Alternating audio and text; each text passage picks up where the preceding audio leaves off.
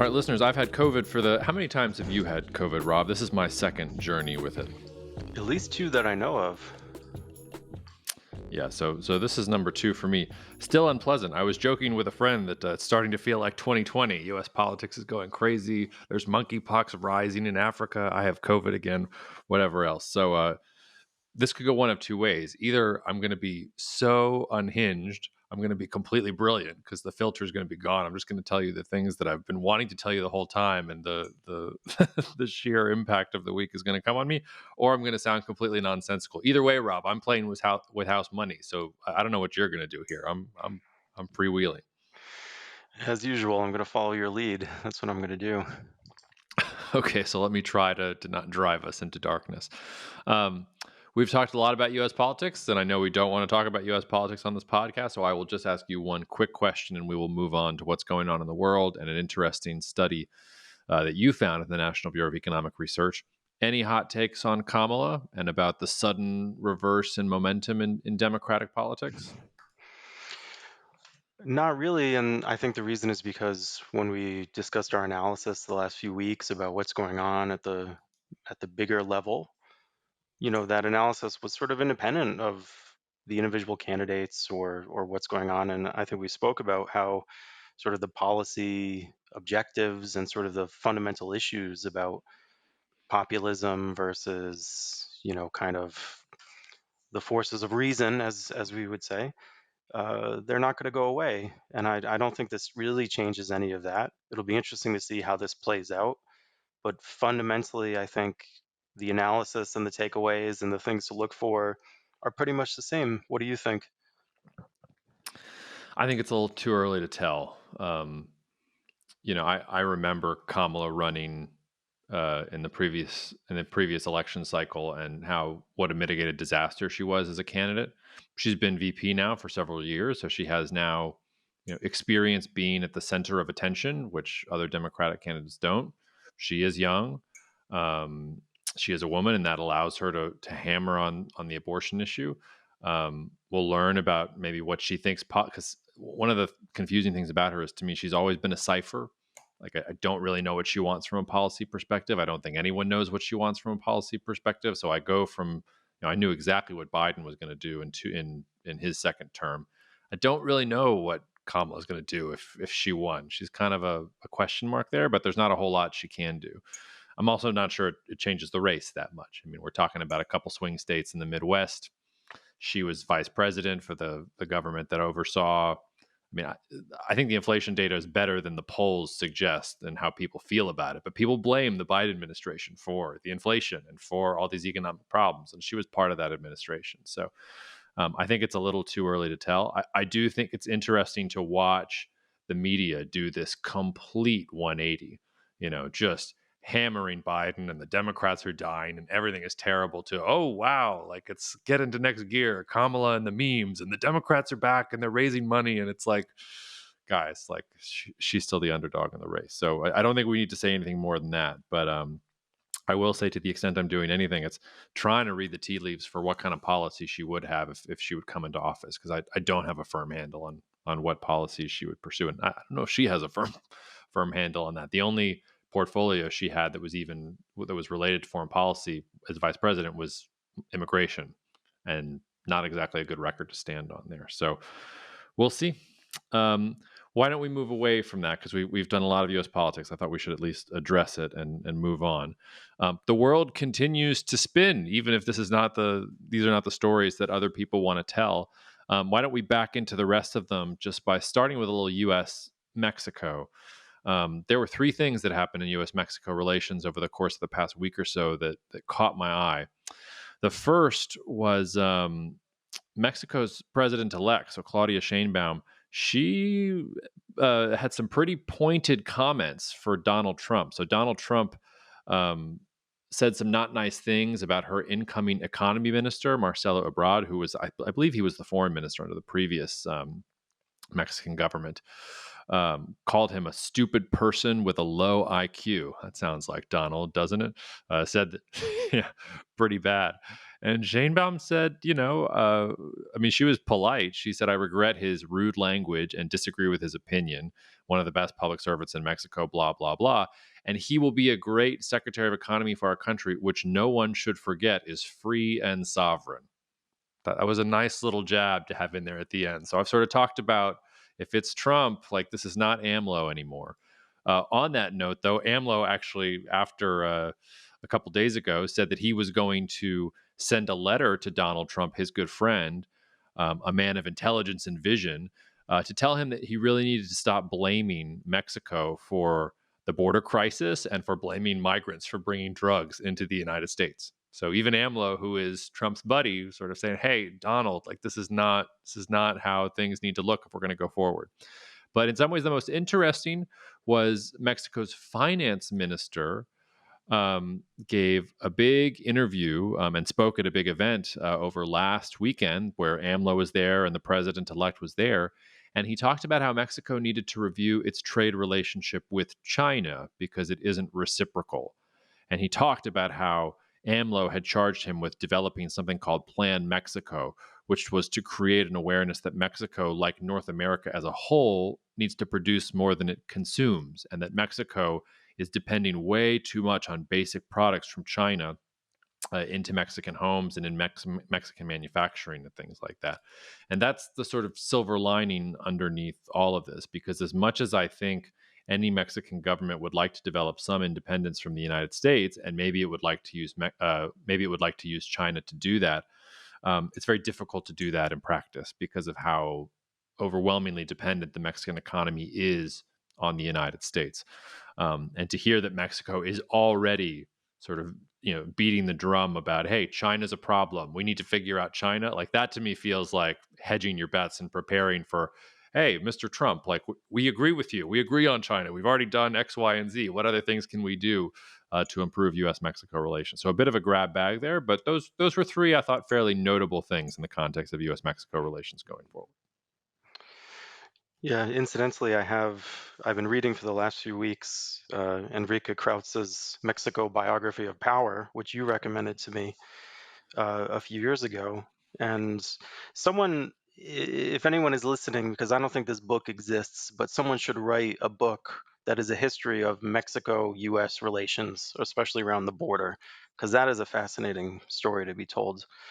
Um, but the the thing that really stuck out to me was the third point that you made, or that you brought up about what the finance minister was saying, because this gets to the issue that we were talking about last week of two different things. The first is, you know, sort of the notion of beggar thy neighbor policies.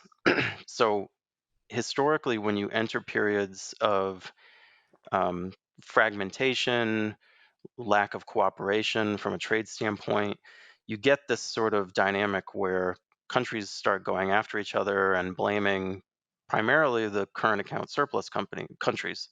So in prior weeks, I've said, that China is really the vulnerable one in aggregate.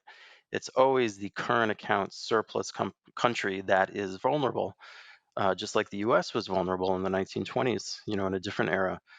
Um, it's very interesting that Mexico is saying this, and the slide that you always include with your sort of high-level presentations with the spheres of influence, like, this almost seems like a direct illustration of that, because in Mexico, it sounds like, is saying, you know, even though we have major disagreements with you, United States, and we always have, going back, 200 years or so, we're going to align with you on this issue, because just like the US, Mexico does not want to run a current account deficit, for better or for worse. Like, you can argue whether that's smart or not, but that's a major factor, because, as we said, trade settles multilaterally, it doesn't settle unilaterally. So to the extent that Mexico does implement tariffs or side with the United States on some of these things, it's likely to increase the integration between Mexico and the US, which has been so strong recently. And as AMLO pointed out, like, the US would be so stupid to shut the border, because in 10 minutes, all of the US industrial companies that have facilities along the border and rail tracks coming, from one side to the other, everything would be totally in chaos. That integration would be probably improved, or at least the environment, the sentiment around it would be improved. But Mexico would then be at a disadvantage because that Chinese trade is going to settle multilaterally somewhere else. Maybe it'll be Brazil that'll start building out its own manufacturing capacity in order to import from China and then re-export. Um, Someone would likely play that Brazil role, or I'm sorry, the Mexico role, because without fixing the underlying Chinese policies that create the current account surplus, that excess supply relative to demand has to go somewhere. Like that's just the arithmetic of it. So it's an interesting development in many ways, I think. It is, and it sort of brings up two other interesting things. The first is, and you probably saw this, um, when Trump was speaking at the Republican National Convention. He talked about how China had large, auto factories being built across the border in Mexico, and his problem wasn't get rid of those factories, Mexico, send the Chinese away.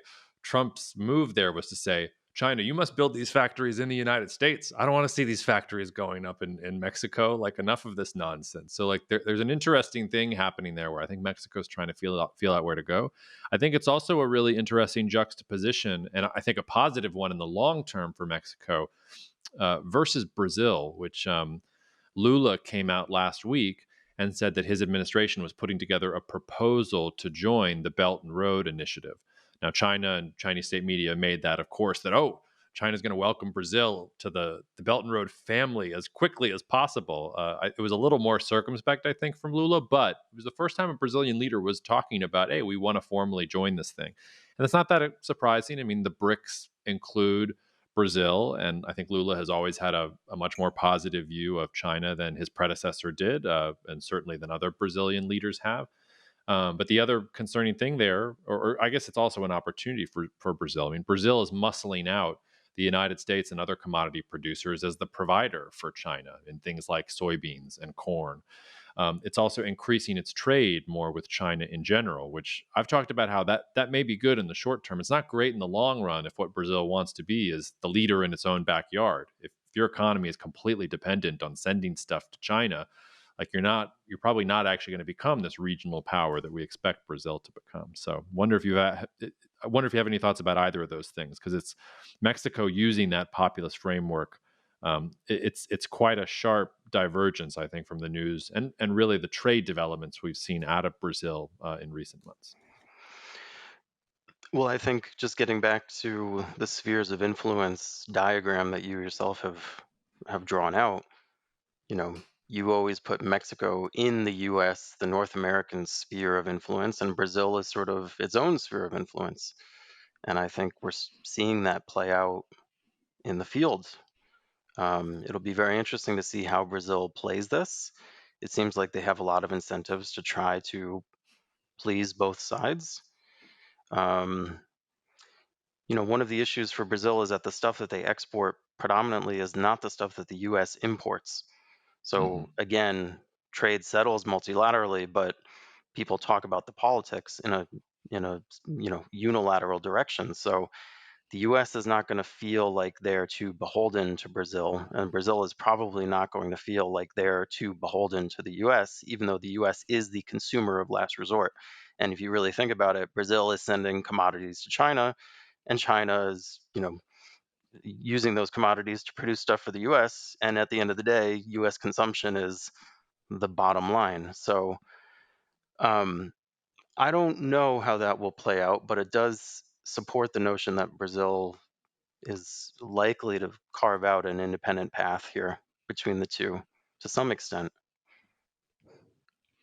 Yeah, and this also starts to trape into biofuels because, I mean, in the last year, there's been some suspicion that if the United States met all of its quotas and all of the fancy projections that are out there about things like renewable diesel and biodiesel, that maybe there aren't enough soybeans being grown in the United States. Maybe they'd have to go and get some from Brazil, which I'm not sure that I've ever really believed that line of thought. But maybe there's space for the U.S. to import some of these things that Brazil exports.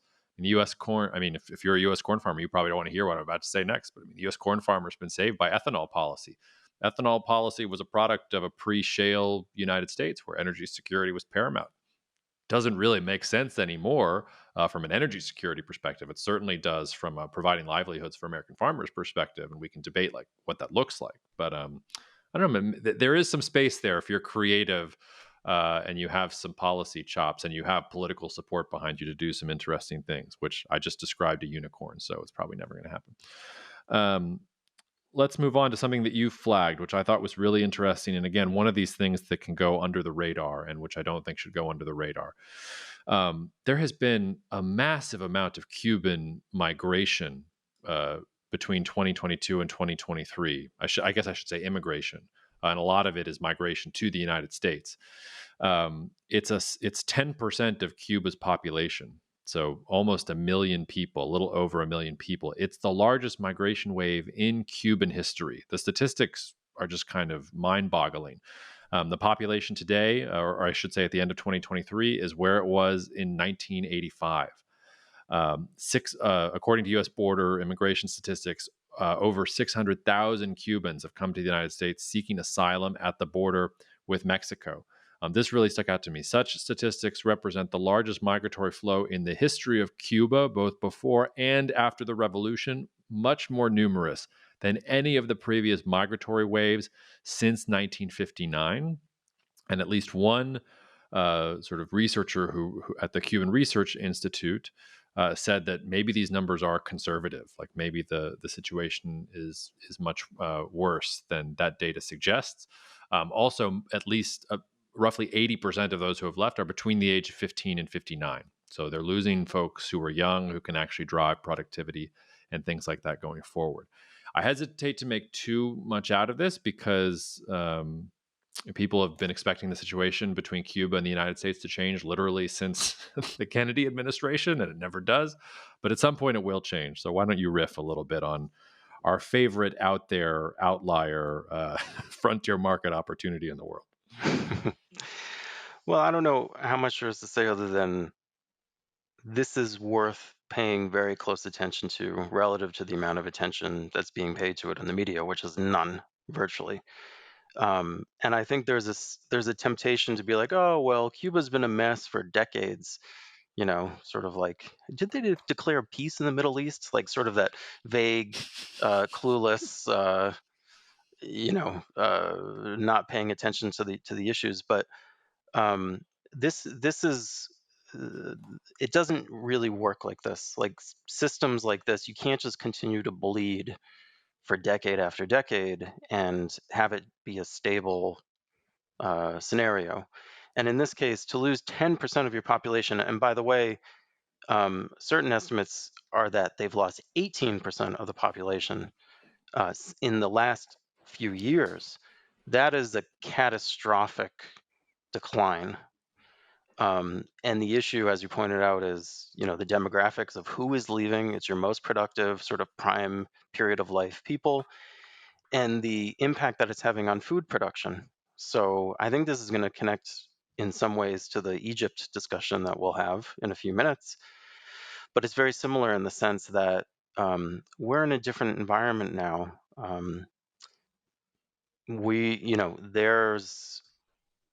There's a need to sort of maintain a certain level of production of food, of keeping price levels under control. And because of the volatility that we've seen in the global system, both with energy prices, food prices all over the place, with inflation all over the place, with currency values, in a lot of these countries that are truly unstable, like really starting to let go. And I know Cuba has a pegged currency, but the symptoms are the same, even if you don't acknowledge them through a floating currency. These things tend to resolve very quickly. And especially because inflation and food prices are so closely connected, this is worth watching very closely because um, people will put up with a lot of bullshit in their lives, but when there's nothing in their stomach, then you're reaching a level of kind of basic human necessity that tends to create problems, if that makes sense. It does, and it's one of the things AMLO was going to say in his letter to Trump, and one of the things I think it's important, especially for American listeners of this podcast, to understand the surge in migration at the U.S. Mexico border is not primarily Mexicans. It's not. This is not the 1990s. We're talking about Cubans, Venezuelans, Ecuadorians. We're talking about problems in the rest of South America and in Central America and the Caribbean, and those things are actually impacting Mexico in some ways as much as they are the United States. So Cuba's not alone here. It's just that Cuba has come to the top. And I think another country to watch here is Venezuela. And this is not something I have been watching that closely. I mean, I sort of check in on Venezuela every once in a while because, there's going to be relaxing of sanctions. Then there's sanctions again. They're a big oil producer, all these other things. But Brian Winter, who's the editor of America's Quarterly, and I think one of the best Latin America analysts in the English language, he said something on Twitter yesterday, which sort of stopped me in my tracks. I'm just going to quote his Twitter right now.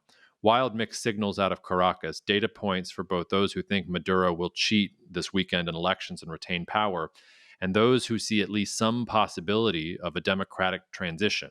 History happening in the next 5 days, watch closely. And so I sort of went down the rabbit hole a little bit. You had Venezuela's defense minister give a speech, and he said something along the lines of whoever wins, let them start setting up a government, and whoever doesn't win, they should go and take a break.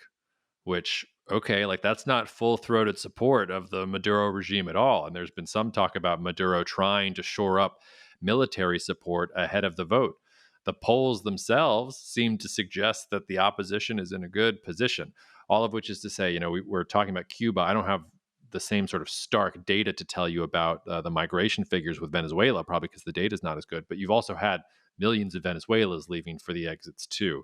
And it sounds like there may be some kind of something. Isn't that great analysis? That's the COVID talking right there. Some kind of something is happening in Venezuela this weekend, folks. That's why you pay me the big bucks for this cutting geopolitical analysis. The tensions are rising. The pillars of the analytical model have fallen. Anyway, all of which is just to say, we're looking at Cuba, but I also don't want us to lose sight of Venezuela. I imagine the most likely scenario is that Maduro crushes it. They doctor the results. Everything will be fine.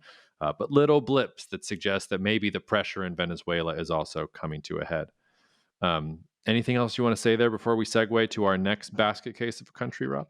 Well, I have a question for you on Cuba, on your opinion on something, because I can see a number of different outcomes for Cuba. Like, if you assume Cuba sort of continues along the death spiral route that it has been on, at some point that breaks. And my question is, does Cuba turn into another Haiti in terms of, horrible situation, but it's sort of contained in this one area and the US doesn't really do anything about it?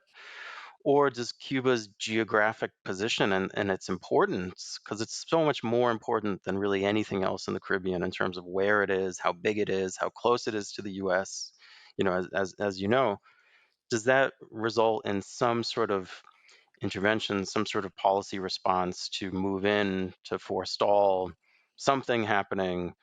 You know what I mean? Like, how do we think about those issues? And if we were to sort of put on the whiteboard, like, okay, here are the things to look with regard to Cuba over the next 2 or 3 years to see, just from an investment standpoint, because the investment opportunity is really interesting and huge.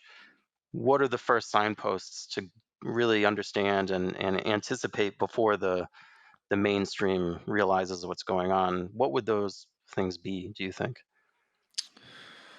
That's a difficult question, and I'll do my best to riff. But honestly, we should go offline and actually get the whiteboard and do this for a couple of hours.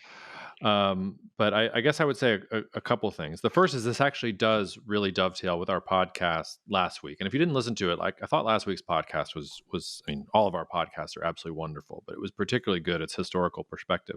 And I bring it up because we were talking about McKinley in that podcast. And this is when the Cuba problem begins. Cuba's been a problem literally since 1898 and victory in the Spanish-American War and what the United States is doing there in general. We also started off this podcast talking about Kamala. that's one area of policy that I would sort of put a bright red line over where you could see major change. I could see Kamala changing some things with US relations with Cuba if she managed to get her way into the White House. Obama was trying to push that direction, remember, in his administration. Biden wanted none of that because he was a little bit more old fashioned. I could definitely see Kamala trying to take the Obama page out of the book and trying to improve relations with Cuba in general. Um, Haiti is one model of a scenario. I don't think it's a likely one. Haiti is it's more like a failed state. It's being run by gangs. It's like a Somalia type situation where you don't really have one center of power. Cuba's not like that. Cuba has, it's a single party dictatorship that's been ruled by basically the same people for the last 3 years. It's Cuba's problem has been control over the population. It has not been a loss of control. Now, if you depose the party, if you get rid of the current leader, whose name is escaping my mind right this second, but it's not a Castro anymore. I forget what his name is. It'll come back to me. Yeah, maybe you could have anarchy in the streets, and maybe you could have gangs and narco violence. But like that's not Cuba's problem right now. I bet you that cartels and narco violence actors, if the Cuban Communist Party did fall, would love to have access to Cuba. So maybe if you got a breakdown in Cuban politics, maybe the actors that move the quickest are not the ones, the big bureaucratic states. They're the ones that, the cartels that just move straight in and take advantage of that kind of anarchy. That's like the really dystopian, horrible scenario. So as On the other, investors, we should be anticipating and setting up our drug distribution facilities. well, doesn't every good investor own a chunk of the? Anyway, no, sorry. Maybe that's not funny. So yeah. But on the other end of the spectrum is, on the far end of the spectrum is Hawaii. Like Cuba should be an American state. And it's sort of an accident of history, honestly, that it wasn't. That says something about the national, um, sentiment of Cuba and people wanting to be independent and things like that. Puerto Rico is maybe the lesser version of this, and maybe it doesn't have to be an outright state. But if you got the deposal of the party, you've got all these Cubans who are in the United States who have been waiting for the collapse of the revolution for literally decades, who would probably sign up to go back to rebuild Cuba, especially if it was with US dollars and things like that. Like you could totally imagine a scenario like that. You also sort of raised, calling it a Grenada scenario is a little bit unfair to Grenada, but like this idea of a U.S. military intervention to forestall, a descent into anarchy and all the things that anarchy would lead to. That seems to be a little bit of a stretch to me, not least because of the things that it would do with U.S. Mexico relations, with U.S. relations with the rest of Latin America. There's a lot of baggage there, but there's no doubt that strategically Cuba is that important for the United States. But you asked me for some signposts, and I think the first signpost it has to be changes in U.S. policy. There has to be some door opening, some consideration that the United States government wants to empower Cubans or wants to let Americans travel to Cuba or wants to let the dollar do things to Cuba over the long term, which, like I said, you had a lot of these signposts during the Obama administration. We weren't working together at that point, but if we were, I probably would have been on the podcast every week saying, Rob, what are we doing to buy sugar plantations in Cuba? Like we need to go like fix up these Airbnbs and stuff. It's going to be great. Like we're not there yet. And honestly, there might be better opportunities for non-American investors who can get into Cuba without the baggage that American investors are right now. So the things that we would need to see for our signpost to get checked, just can we get capital in the country? Can we get into the country without having to lie about how we're doing, cultural underwater basket weaving exercises with the Cuban people and bringing them this art form from the United States? Like, you just need some basic ease when it comes to those sorts of things, and maybe you're off to the races. It's also, I'm sorry, I'm droning on a little bit here because you put a coin in the jukebox and now it's playing. It's an interesting crypto country too. Not that crypto is really taking hold there right now, but when you think about what a transition would look like and what currency this country might have in the future, Cuba's the type of country like El Salvador, like some of these other countries that we've talked about, where crypto could be not just some interesting playthings for ideological folks to put their ideas into as a store of value. It could be a real means of exchange in that country as well. So there's a grab bag of thoughts if you want any of them, or we can move on. No, I think we could leave it there. I mean, I think it's very interesting to think about also just the size of the Cuban population in the US now and the freshness of those ties. Like, if you think really most of these people came between the early 90s, and now there's another huge wave of people who have just come in the last 2 or 3 years.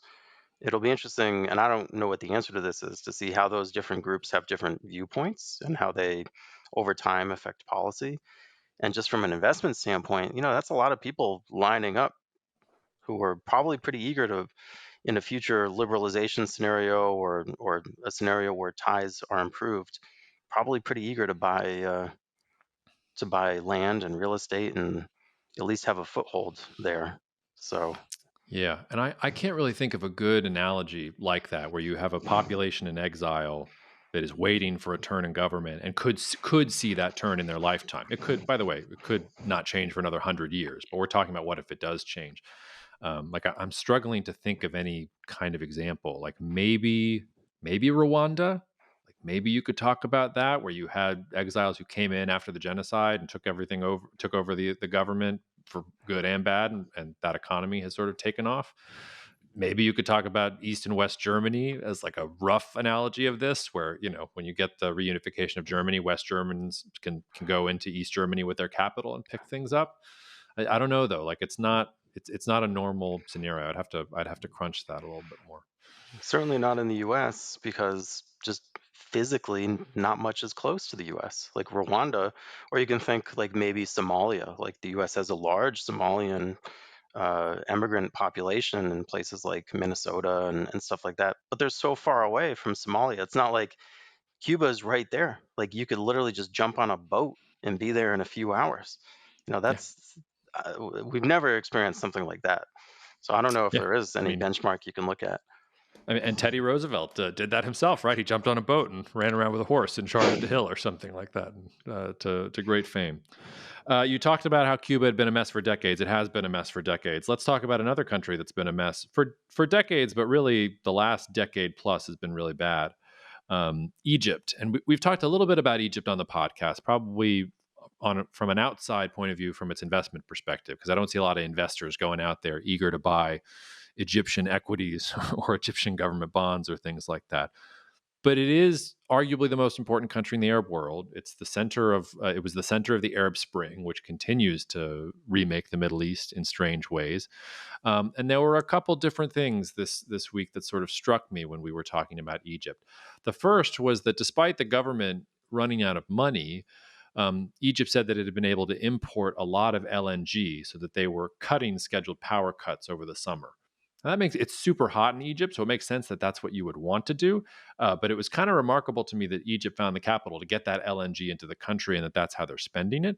That might say something, by the way, about the cost of LNG and about natural gas. I flagged it from that point of view for us as well.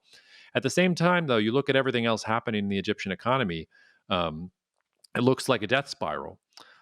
You've got more devaluation coming. You've got big ticket items like cars and furniture are getting cheaper and cheaper, and Egyptians aren't buying them because they think they're going to get cheaper still. Like everybody's waiting for the bottom to really fall out. We could talk about some of the specifics here. I know that you wanted to talk a little bit about subsidies.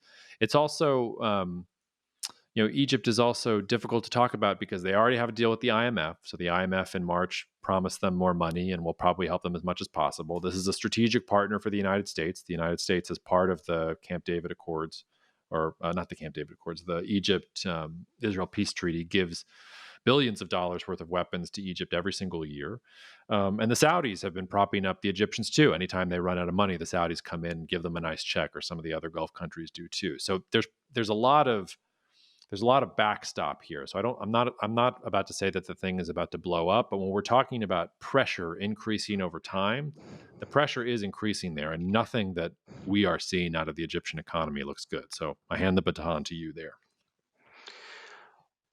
Well, I think this is similar to a Cuba situation where really the purpose here is to put it on people's radar screens because it's one of those places that we don't think about too often. And we sort of vaguely think, well, a basket case, but it's been a disaster for a long time. But again, things are much more dynamic now with the volatility the volatility spiral, to use that phrase again, that we're going through. And Egypt is one of the flashpoints that I would really keep top of mind. And here's why, right? Um, Not only do they have high government debt, but they're just structurally set up in such a way where their spending is unsustainable. And what I mean by that is governments can spend a lot, but it depends on what that spending is geared toward. So, in the case of Egypt and the case of other countries like it, you're really seeing sort of unproductive spending, not only going into subsidies. So if you look at the official Egypt budget, the federal budget, 25% of the budget is allocated to subsidies, which is mostly pensions. 6% alone is just for wheat subsidies. So Hmm. in that case, we're talking about subsidizing the consumption, the everyday consumption of ordinary people. But then the majority of the rest of the Egyptian budget is basically subsidizing the consumption of well connected insiders. Because if you look, and there's actually a really great piece that someone wrote at the Carnegie Endowment, which we can link if people want to read it. It's a really good read, but it talks about all of the interconnections and sort of on balance sheet versus off balance sheet uh, government connected entities that are basically run by the military and well connected insiders, where they're kind of sucking at the teat of the government in terms of subsidized loans, in terms of cost sharing, but they're maintaining in the off balance sheet entities most of the benefits. So the government has kind of become this sort of pool to water all of these enterprises that aren't really doing anything in terms of actual productivity improvement. They're mostly kind of rent-seeking enterprises combined with keeping individual people happy. So that's not sustainable. And the problem is, like we said with Cuba, we're in a different situation now, not only because of food prices, like wheat subsidies are 6% of the government budget, and that's with wheat prices at multi-year lows. So assuming that volatility is going to continue, that's not going to remain that way for long. The country has already devalued twice in the last 2 years. Debt, they have $42 billion in US dollar denominated debt. And I think what you're seeing is now they have their backs to the wall. And if you look at what's happening as far as their policy decisions, and that's why I think this issue of bringing in the LNG cargoes and stopping the blackouts is really interesting, because previously they had decreased the wheat subsidies for the first time in many years, clearly as sort of a signal to the IMF, a signal to international creditors, like, hey, we're serious, we're going to get our house in order. But the fact that they then have to turn around and do that, I think really shows the dilemma that they're in, because the problem for countries like this is inflation erodes your support very quickly, like we spoke about in the Cuba instance. When people don't have enough to eat, that's a problem for any regime. And also when it's 41 degrees, which it is today in Cairo, you need to have the air conditioning on. You can't have blackouts. Otherwise, you're going to have a major problem on your hands. So there's just plenty of signs that this is sort of the wheels coming off more and more. And they did get a bit of a bailout from the UAE earlier this year. You mentioned Saudi, but even Saudi, they have growing problems of their own, which is a totally separate issue. So it's not something that, hey, this is a crisis today. I mean, it's been a slow motion crisis for a long time. But these things can change very rapidly, and it's worth planning and thinking ahead of time. Not that you necessarily would have business interests in Egypt, because obviously it's a very closed economy, but think of the spillover effects. What happens if you have inflation that really gets out of control? You have migration issues. You have, um, you know, Egypt sits on and controls, the Suez Canal, through which 12% of all global container ship trade passes. So thinking through sort of the oblique potential issues that could arise if you have a major problem there is worth the exercise for sure. Yeah, and it's an example of how things are changing and what countries are fundamentally screwed. Egypt at one point was a bread basket. Like Egyptian civilization, I didn't look if it was if it was the first. I know it was one of the first civilizations to actually farm wheat based on the Nile and the flooding of the Nile and things like that. The Romans valued Egypt because it was going to be a bread basket for the Roman Empire. For most of Egyptian history, Egypt, which is the land that is on the Nile River, was thought of as an agricultural. I mean, paradise is a little strong, but I mean, it was an agricultural powerhouse. And as recently as the 1950s, Egypt was self sufficient when it came to wheat. It started importing grain towards the end of the 1950s, and that was partly U.S. food aid that the U.S. government was using to try and make countries like Egypt more dependent on the United States. That blew up in their face with Egypt because you get the rise of Nasser, and Egypt aligns itself with the Soviets for a period of decades. Um, but it's really over the past 30, 40 years as the population has exploded. It's just not self-sufficient at all anymore. I was actually reading a paper before we got on, and it talked about Egypt has this very ambitious plan to double irrigated land area by 2035 in parallel with crop intensification that could make Egypt self-sufficient in the near future. The problem is, I mean, that's a lot of execution that you're going to have to do in an innovative way. And number two, if they even have baseline level population growth, they'll be importing again by the 2040s. I mean, this is a country of 120 million plus people, and the reason that you should have on your radar. I mean, I don't think there are a lot of, as you said, a lot of direct Egyptian investors here, but this affects the entire Middle East. Like when the Arab Spring starts in Egypt, it reverberates throughout the entire region. It is right across from Europe and places like Turkey. What happens if 10% of the Egyptian population decides it wants to cut and run? What happens if you have war between Egypt and Sudan and Ethiopia over water issues? Like there's just a ton of negative scenarios that you can imagine there and spill out. But an interesting an interesting example of a country with immense natural resources that as a result of globalization and access to cheap food has grown beyond its means as a country to keep going. So it is completely dependent on others to keep things functioning. And there's really no way to change that going forward. Um, we were going to talk about a bunch of other things, Rob, but we're running out of time. So why don't we? I think we need to talk a little bit about Japan, and we need to talk a little bit about Vietnam. So why don't we talk about those two, and we will leave our last thing for next week, and I'll give the listeners a little tease at the end about what we were going to talk about, and they can go read the paper we were going to discuss, and we can discuss it next week. Um, let's take the easy one first, and then spend the bulk of our time on Japan. The easy one is that Vietnam's General Secretary Trong is dead at the age, I believe. Oh, I'm sorry, I didn't even look at his age. I'm sorry, General Secretary. I don't know if you're 81 or if you're 80.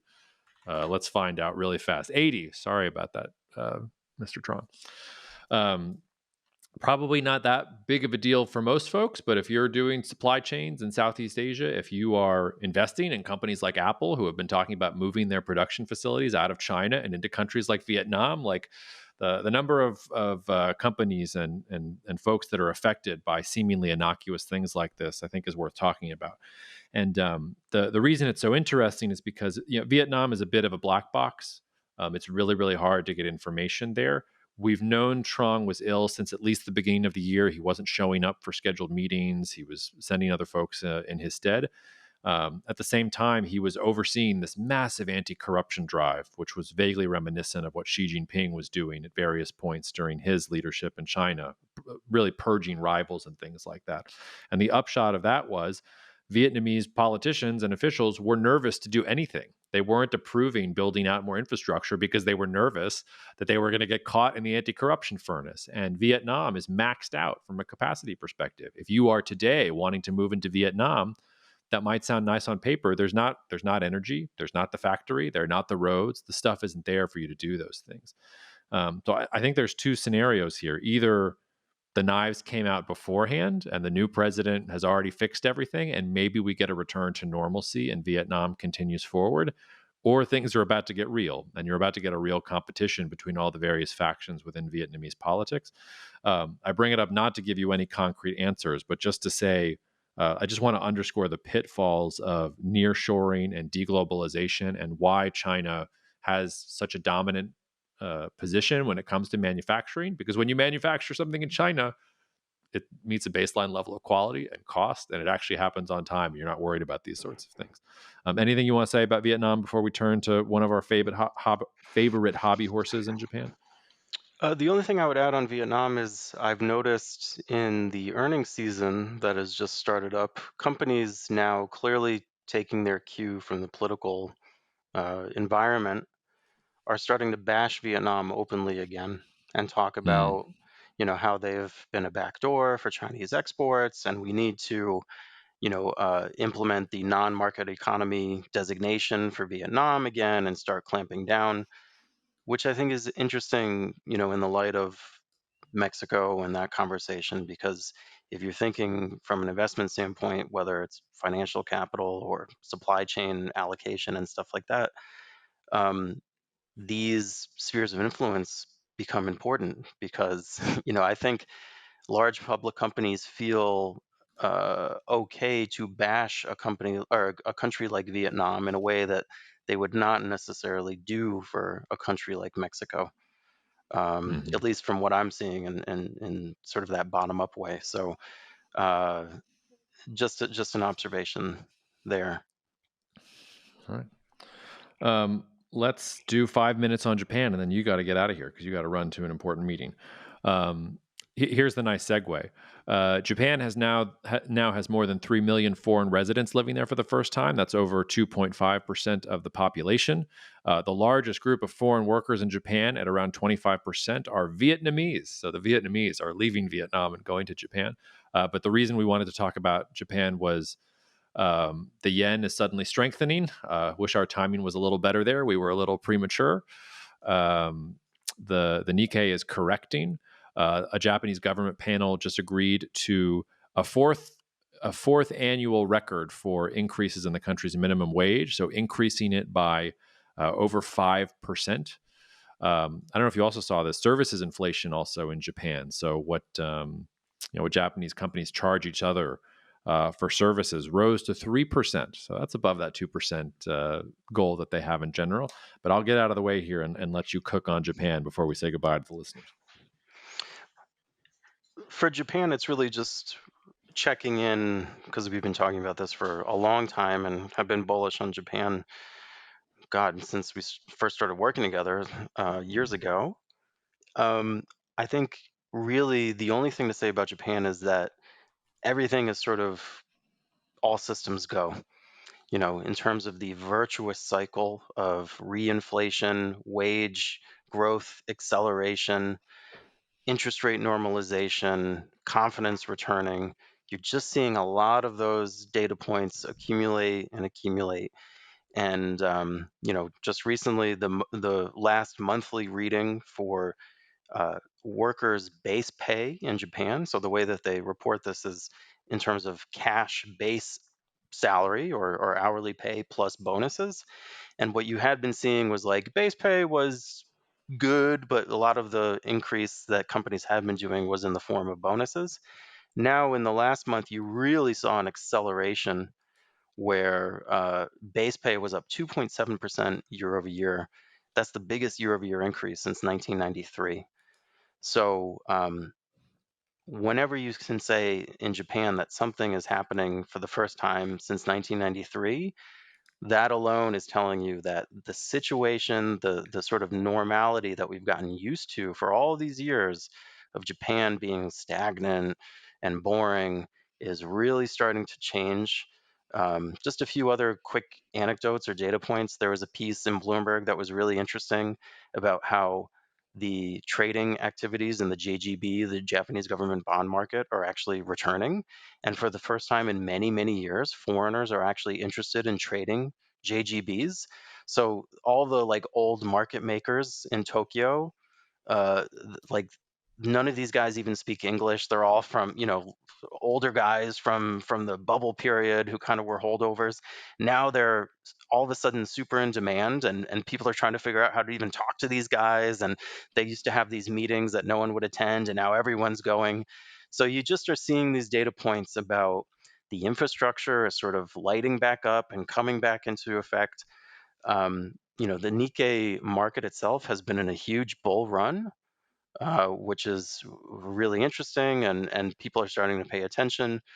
There was another piece in Bloomberg just today that the Ministry of Finance, I'm sorry, it's the Tokyo Stock Exchange, is considering allowing people to purchase not 100 shares of Japanese companies as a minimum, which is currently the minimum you can buy, but one share, which is reminiscent of, the introduction of fractional share trading and Robinhood and things like that in the US.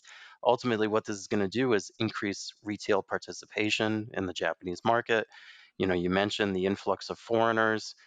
Um, Putting it all together, things are really changing in Japan, and you're seeing a lot of these positive data points really accumulate. So just more and more bullish.